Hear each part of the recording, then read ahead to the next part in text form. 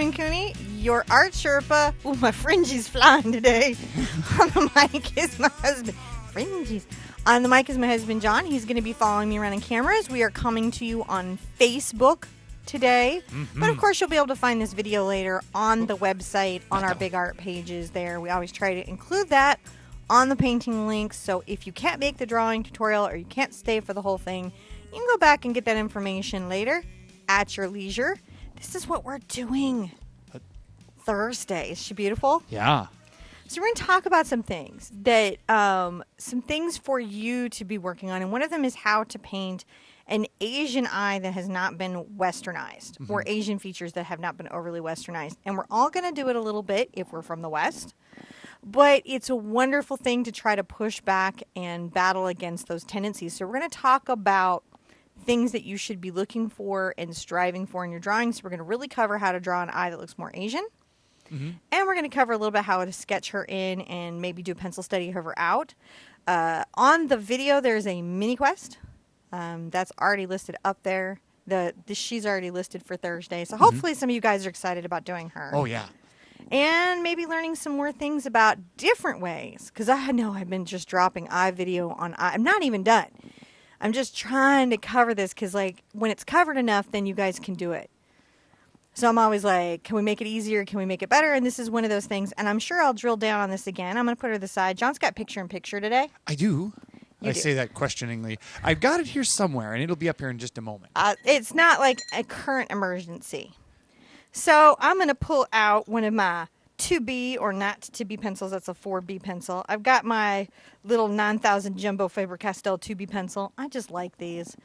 And we've done a lot of drawing of regular eyes lately as a community. But let's talk about how when we draw an Asian eye, we might be drawing things a little bit differently. Because there's some definite structural differences that if you don't represent, you're going to over-round your eyes, you're going to put too much depth in your lid, and you're going to make it look like you lost your mind. Basically. And believe you me, people will comment. I did Moana before the movie came out, and I used a really adorable little Hawaiian pageant girl, but she was freckled and my watercolor lightened. A lot of stuff went wrong in my painting, and boy, did I hear about it. So she came out to be too fair-skinned. She came out way too fair-skinned.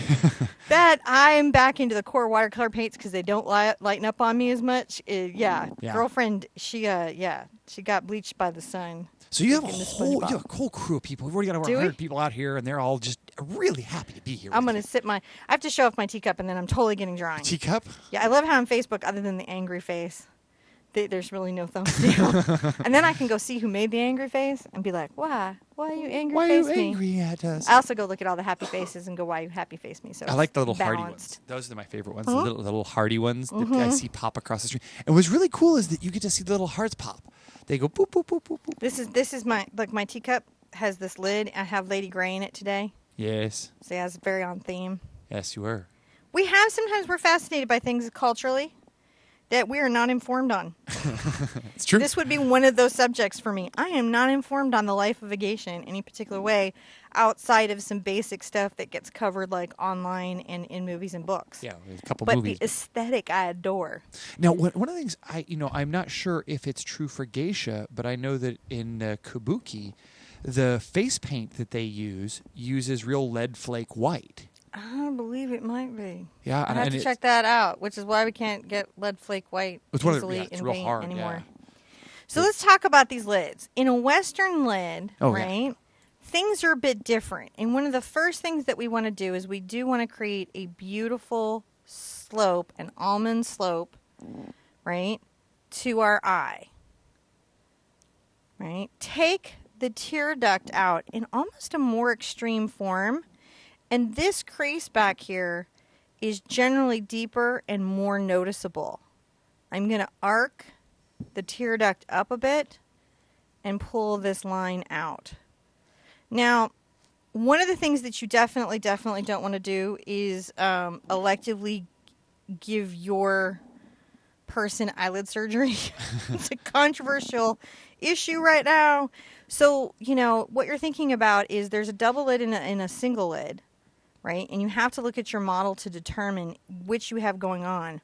But definitely remember that whatever lid you have, and in our girl, we had a little lid, Mm-hmm. that it's much more diminished. And I mean much.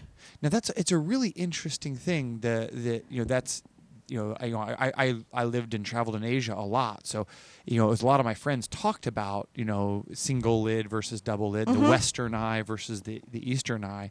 Yes. And it's interesting how we always like what we don't have. So it's one of those things. I always thought it was really cool. All my friends who had the really cool single lid eye, and they all thought mine was really cool. Something to think about. There'll be more puff down here, which actually was a question I just got. Mm-hmm. So I'm going to kind of draw that in. The thickness of the lid here is much more pronounced. And another thing I want you guys to think about, we're still going to come up and set our eyebrow.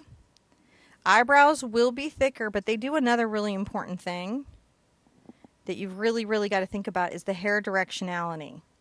So, when we were doing our Western eyebrow, we do this sort of like little nice up swept, and they come together in that little organized line. But actually, when we're doing a more Asian eyebrow, you're going to start out with an upswept, but believe it or not, the directionality of the brow starts to change over the curve.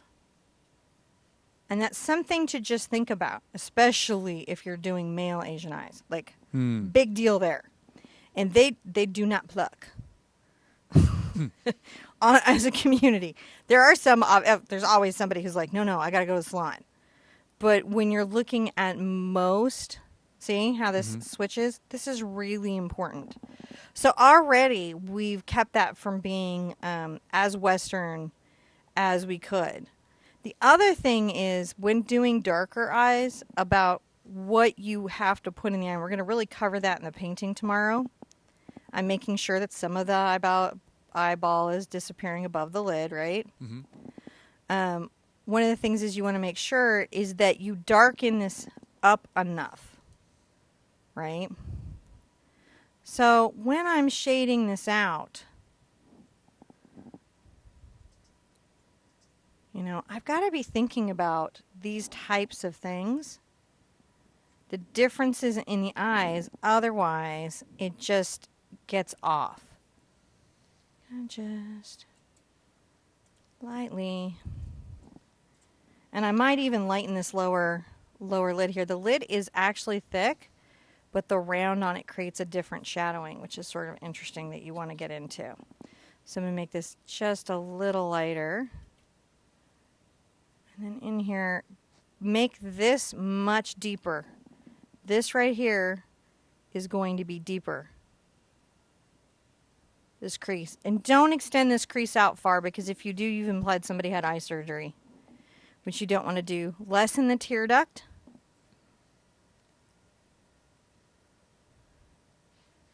Definitely still going to create all the shading. Beautiful shadow generally below the lid. And you're like, beautiful shadow. Yeah, beautiful shadow. When eyeballs have depth and shadow, it creates a really tremendous drama. And then when you're doing a dark eye, you're going to have subtle value changes. Everything's going to be quite dark. And it's really going to be about a reflection, which I'm going to pull out right now. So the outer edge here, super dark in value. And we're going to just really go through this. Hopefully it will help. Very dark under here. Dark. I love my 2B pencil. I actually have softer leaded pencils if I want to get like really banana about it. Bananas. I'm going to really start putting in this whole eye very dark. This will probably be my lightest value that I'm putting in right now on this eye.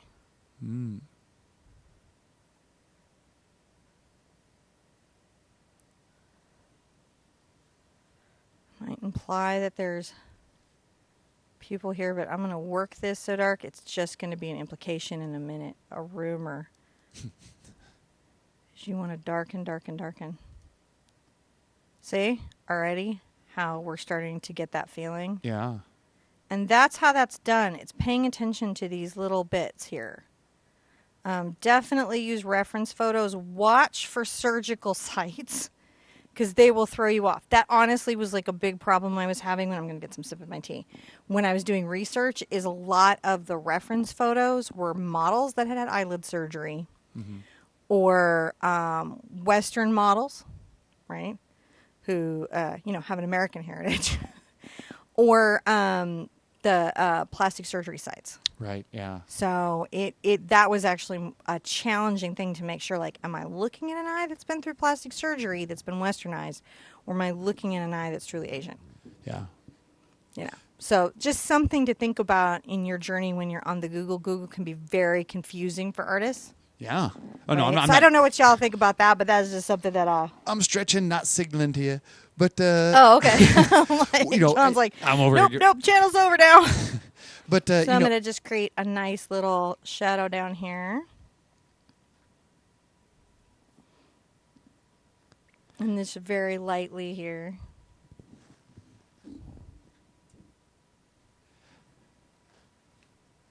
Just deepening that. So you can see how I'm just trying to shade this thickness, right, that's under the eye.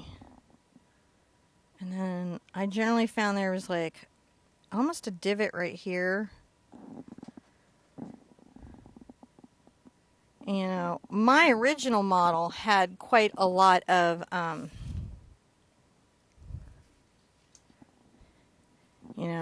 makeup. So I was looking at all these different crazy makeup things going, yay! So it's important to kind of be looking online and try to find some eyes or references that show you the thickness of the lid. Because if you don't have it, then you're gonna have trouble. I'm gonna use this other one here. I think I've got some photos I sent you, John. some photos you sent me.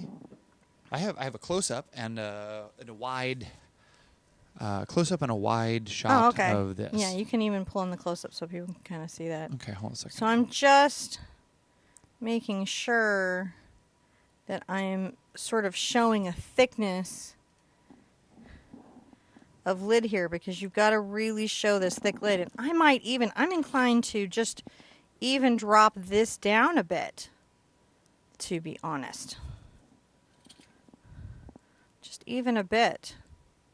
Making the shadow seem even more diminished. See? Yeah. Reduction here isn't going to go wrong. And on some, especially children's lids, there'll be almost none. Almost no double-liddedness at all on children.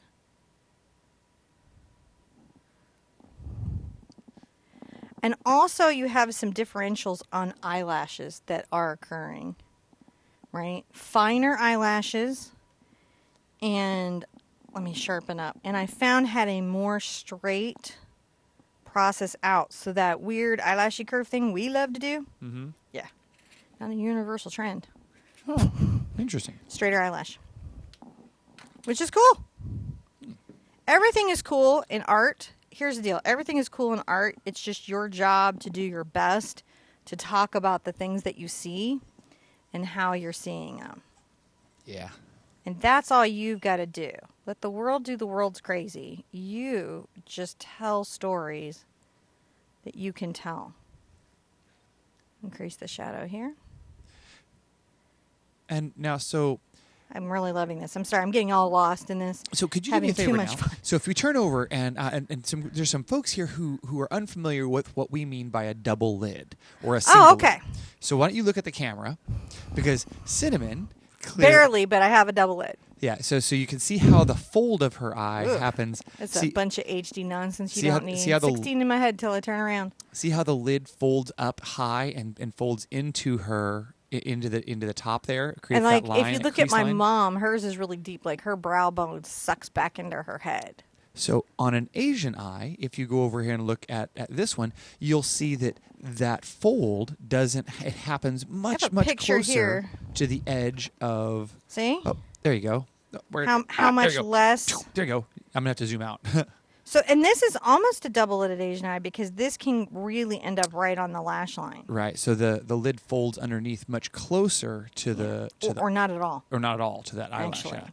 So that when you close your eyes, then it so that crease point is the big difference there. Right, and then you see the depth and stuff there. So that's what we're trying to talk about when we're talking about this, when we're trying to, and this is true even when you're doing believe faces, is paying attention to the story of the face and making sure that those features are represented well. That's a thing I see a lot of artists accidentally do, is they don't draw into that extra research. That's why the quest was about, see how that's doing? Yeah, that's looking really good. See how we got a little bit of puffy under here? If you lean your hat forward, then I can show you. Watch. Oh. See? Then you can see. It looks pretty good. So it's just real nice. You can see it at a distance how it, and I could even darken this eye up. Yeah? Yeah. Everybody's really loving this. So, we got like 140 people out here. It's a pretty full house. Everyone's just chatting up a storm. And they really like that you're showing some different eye styles. And it's just important. It's just like one of the things that we're going to do. And listen, I got to tell you quite honestly, in this, as you do more faces and as you draw people from all over the world, right? If you choose to do that, and I highly recommend it, right? You'll start to recognize that these features, they have meaning and purpose. Yeah. Right? And you'll start to be like, wow, I get why this is how this is. Why I have freckles and the face shape and skull shape that I have versus somebody from Persia. Why are we different? And it stops being about all the crazy stuff people want to make it about and more about who we are. So it's a really wonderful thing that you can drill into as an artist. Well, I'm gonna real quick just thank everybody who's here, because it's real. We have so many people that are just piling in. We already got over 150 people in the room.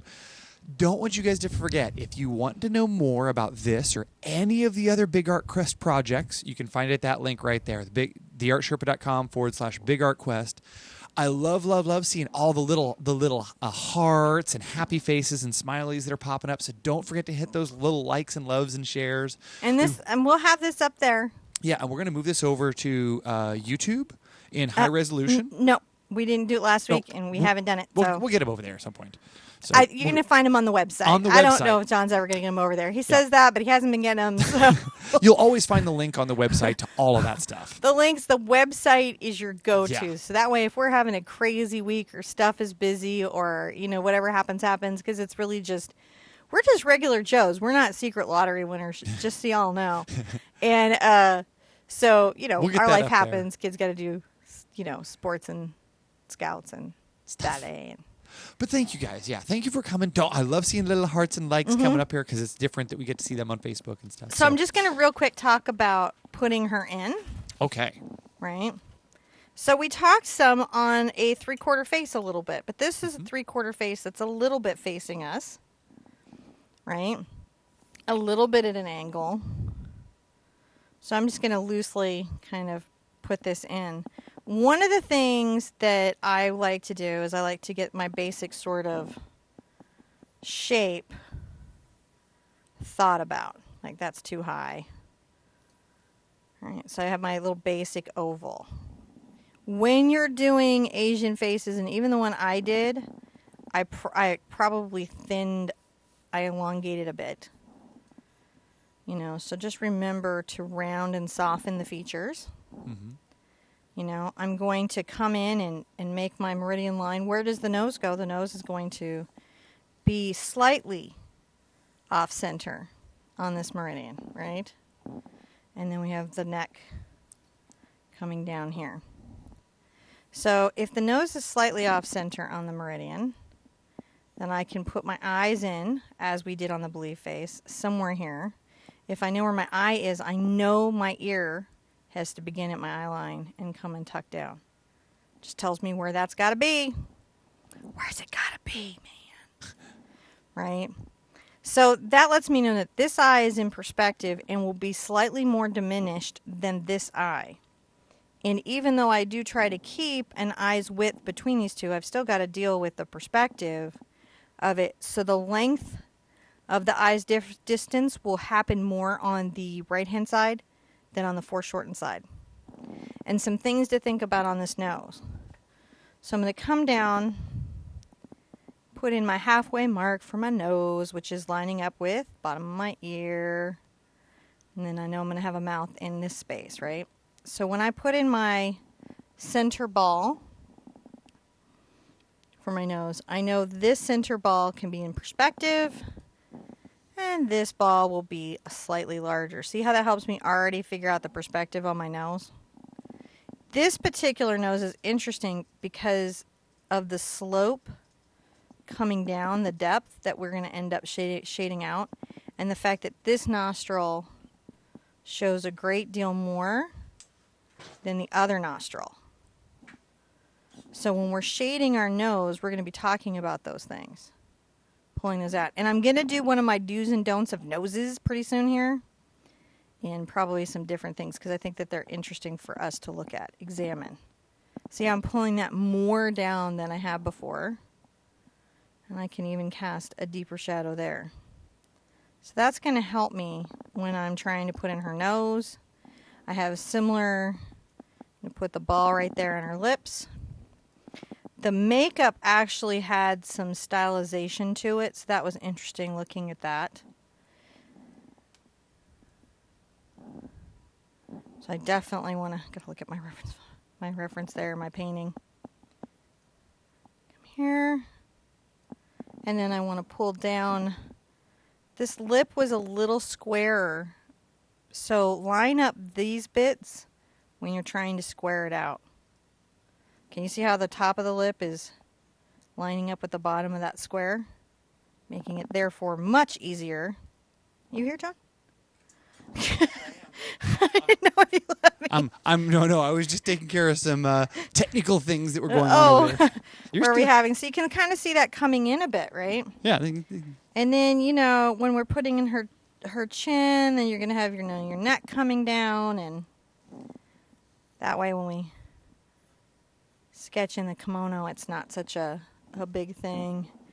The interior lid over here is going to go deeper.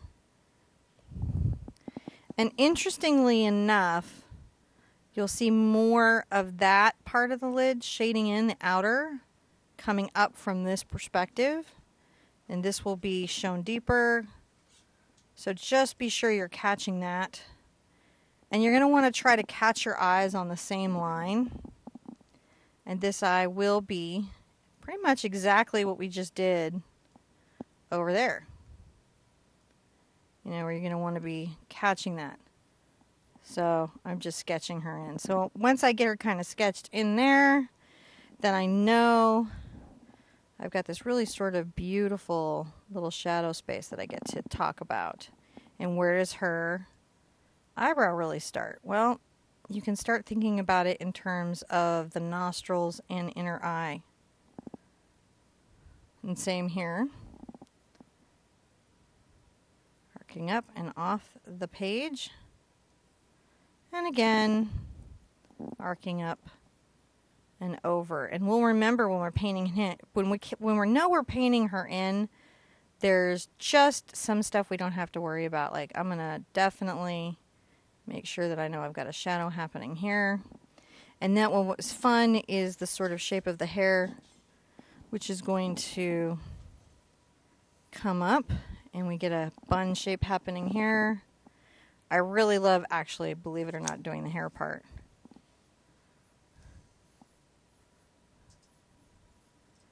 Just sketching her over. So that's really how we get her sketched in when we're going to be doing it tomorrow. Ah, she came out lovely. Yeah. So weird when I do that. You lean forward there just so you can see her? Huh? There you can see her. But of course, we're going to have a traceable. Yes. Right? We're going to have a traceable. And you're going to have the painting to look at. She's on the big art quest. She'll be on the page. You can practice drawing her. You're back in there. Okay. You can practice drawing her, you know, looking at those values, looking at the shading. You can absolutely do that. You can go online and try to find, you know, Asian eyes that inspire you. You know, and practice these skills. The quest was about trying to find something in your life. Have you ever been inspired? The mini quest. Have you ever been inspired by something that either by time, like it occurred in a time frame of which you're unfamiliar, or like a cultural event or inspiration of which you're unfamiliar? And that could be anything from Mardi Gras to there's this really cool witch festival in Germany where all the little kids are dressed up with like flowers on their head. Things that you might see on the internet or you might see on a show or you might see somewhere reading a book that you're fascinated by, but maybe you don't have a lot of information on. My challenge to you is do a doodle, a sketch, a little painting doodle, nothing too crazy or drilled down, right? And do that, see what you're thinking about it right now, and then do a little bit of research.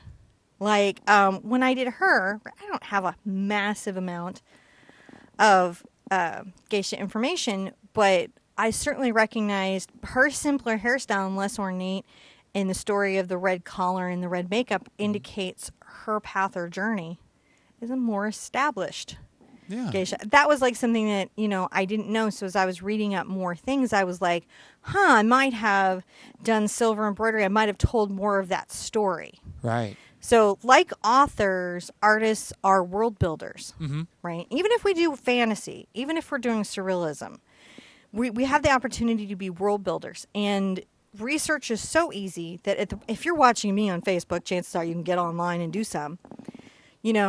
Go and do some reading up after you do it, and then see, would that have informed what you did doodled differently? Would you have put different things in the image? Would you have wanted to talk about different things in your art?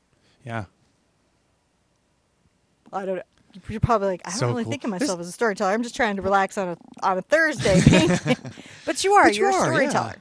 Yeah. And thinking about those things that we might put in our images. Some of my favorite artists are concept artists, right? People that design worlds for movies or craft worlds for comics. Yeah. And one of the things that they do as a community, and I don't care if you're working at Pixar or Nemo, is a huge amount of research. Yeah. So that even if they're creating a fantasy creature, they look at real creatures in the world to get inspiration. They're like, oh, I like how that tentacle is built, or I like how that scale pattern is. So you're always building worlds on that. And artists that really, I think, speak to us are really good world builders. Yeah.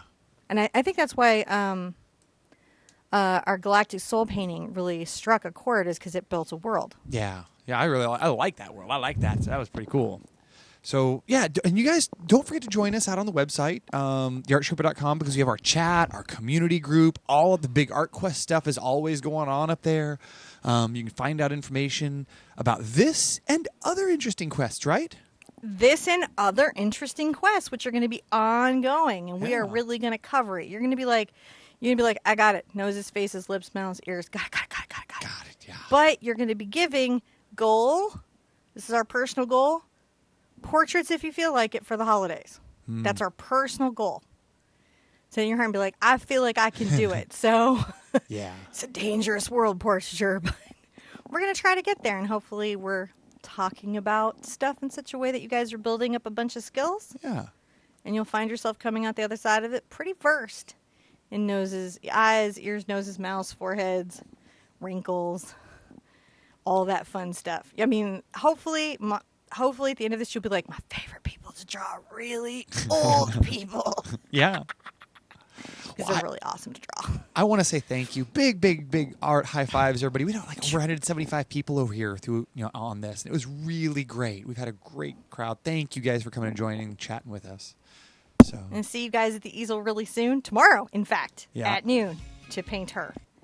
Yep. Black gessoed canvases. Or black paint. Either Something one. like It's all that. good. Yep. Okay, bye-bye. Bye, guys.